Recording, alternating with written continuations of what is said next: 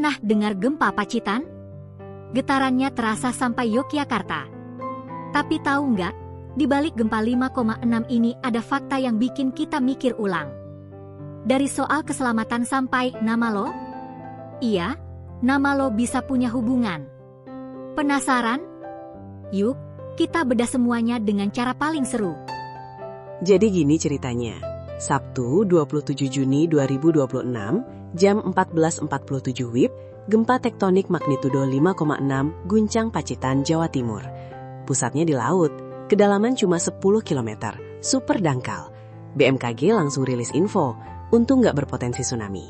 Tapi getarannya terasa sampai Yogyakarta, ratusan kilometer jauhnya. Bayangin sekuat itu, langsung trending di mana-mana. Gempa terjadi siang hari saat banyak orang beraktivitas. Tiba-tiba tanah bergoyang.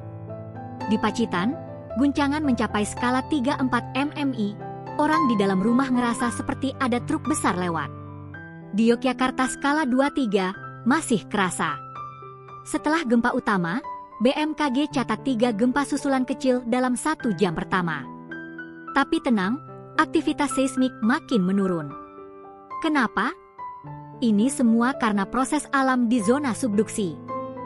Kenapa sering gempa di selatan Jawa? Indonesia berada di pertemuan lempeng tektonik aktif. Jawa Selatan tepat di zona subduksi. Lempeng Indo-Australia nyusup ke bawah lempeng Eurasia. Proses ini menghasilkan gempa dangkal dan dalam.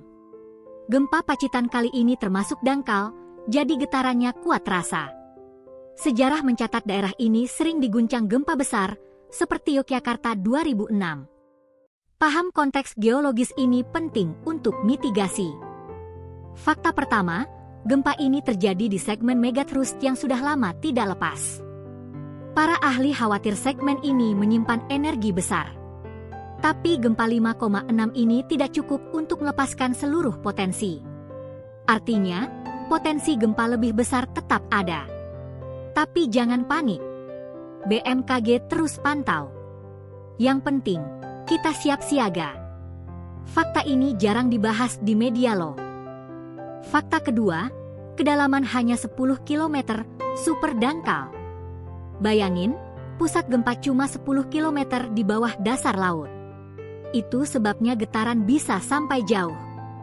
Biasanya gempa dangkal lebih merusak, tapi karena magnitudo 5,6 dan pusat di laut, dampak di darat relatif kecil. Beberapa bangunan retak, tapi nggak ada korban jiwa.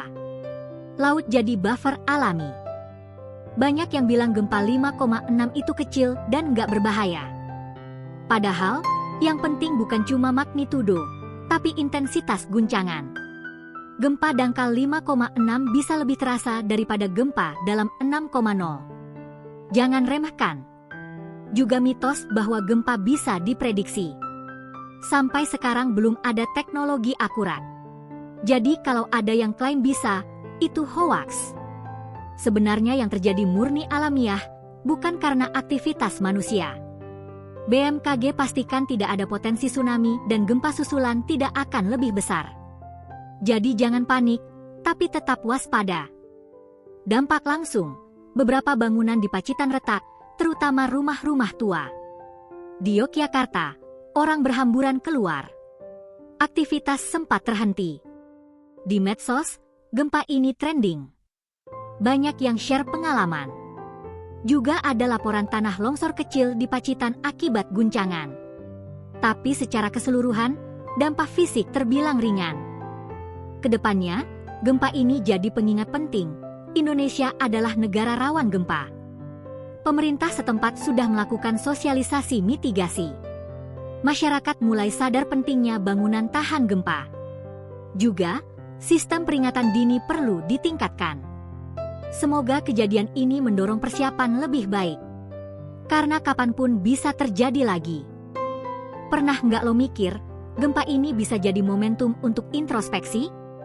Getaran gempa nyata bikin kita sadar bahwa keselamatan dan orang-orang tercinta itu yang paling penting. Ini saatnya refleksi. Apakah kita sudah siap secara fisik dan mental menghadapi hal tak terduga? Data dari BMKG, gempa di koordinat 878 LS 11170 BT. magnitudo 5,6, kedalaman 10 km. Getaran dirasakan di Pacitan, 34 mmi, Yogyakarta, 23, dan sekitarnya. 0 korban jiwa. Kerusakan, 15 rumah rusak ringan, 2 sekolah retak. Nggak ada pengungsi. Artinya, meski terasa, dampak fisik minimal. Tapi kita tetap harus waspada. Reaksi netizen? Kocak. Banyak yang bikin meme soal gempa. Ada yang panik langsung telepon keluarga. Di Twitter, gempa Pacitan trending. Banyak yang share video detik-detik gempa. Yang unik, ada yang ngaku kaget lagi di toilet. Publik merespons dengan campuran humor dan kewaspadaan. Tapi yang penting, semangat gotong royong tetap terasa. Kontroversi kecil, beberapa netizen menyalahkan pemerintah karena tidak ada peringatan dini lebih cepat. Padahal BMKG sudah keluarkan info dalam 5 menit. Juga perdebatan soal magnitudo, 5,6 atau 5,7? BMKG pakai magnitudo terkini. Intinya, bukan kontroversi besar, tapi tetap jadi perbincangan. Yang pasti, kita harus apresiasi upaya BMKG. Bandingkan dengan gempa Yogyakarta 2006 yang magnitudo 6,3 tapi korban ribuan. Perbedaan utama, kedalaman. Gempa 2006 dangkal dan pusat di darat. Gempa Pacitan di laut. Juga, kesiapan bangunan sekarang lebih baik. Ini pelajaran bahwa mitigasi dan edukasi sangat penting. Setiap gempa memberi pembelajaran berharga. Twist paling mengejutkan, gempa Pacitan ini terjadi di hari yang sama dengan gempa lain di Maluku Utara berkekuatan 5,7. Apakah saling terkait? BMKG bilang tidak, karena beda sumber. Tapi fakta dua gempa di hari yang sama bikin banyak orang bertanya-tanya apakah ada pola tertentu. Ini jarang dibahas, aktivitas seismik bisa meningkat regional tanpa korelasi langsung. Jadi, gempa Pacitan adalah pengingat bahwa kita tinggal di cincin api.